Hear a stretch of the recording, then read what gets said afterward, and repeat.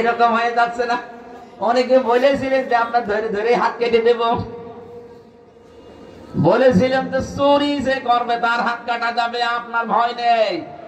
আপনি ভয় পান কোন কারণে? তার মানে আপনার চরিত্র এরকমই, এই জন্য আপনার এত ভয় লাগে।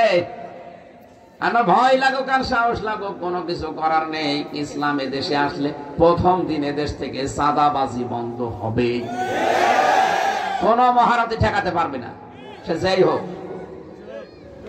এখন আপনি চেষ্টা করেন কি করে ইসলাম ঠেকিয়ে রাখা যায়, না তো আপনার আবার সমস্যা হবে।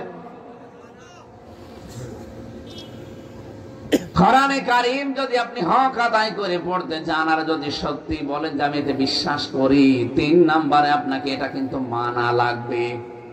খালি শুদ্ধ করে পড়া না, শুধু শুদ্ধ করে পড়ে শেষ করা না, শুধু বুঝে শেষ করা না, এটাকে মানতে হবে। আর যখনই আপনি পূর্ণাঙ্গ জীবন এটা মানতে যাবেন, আল্লামা শফি সাহেবের মতো আপনার নামও পাল্টিয়ে যেতে পারে। তার নামই পাল্টিয়ে দিয়েছে জালেমরা, তেতুল হুজুর দিয়েছে। অনেকে তেতুল হুজুর, এটা মুরব্বী মানুষ, হাজার হাজার আলেমের উস্তাদ, আর তার নামটাই পাল্টিয়ে দিয়ে দিল। এখন ওনারে আর আল্লামা আহমেদ শফি অনেকে চিনি না। ফটিক ছড়িতে অনুষ্ঠান ছিল, কুষ্টিয়া থেকে আসতেছি, ওই জেলে যাওয়ার আগে আমার মনে হয় অলরেডি আমি ফেনী তখন পার হয়ে গেছি।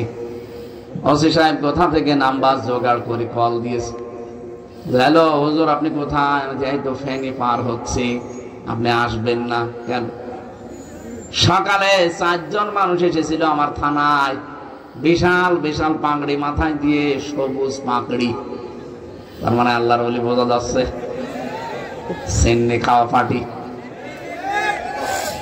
এই 4 জন এসে আমার কাছে লিখিত অভিযোগ দিয়ে গেল, আপনি নাকি রাজাকার, চিহ্নিত রাজাকার কুষ্টিয়ার, আপনি রাজাকার হয়ে এলাকায় আসবেন, আমি ওসি হতে থাকতে আপনাকে আমি আসতে দেব না, দয়া করে আপনি আসবেন না।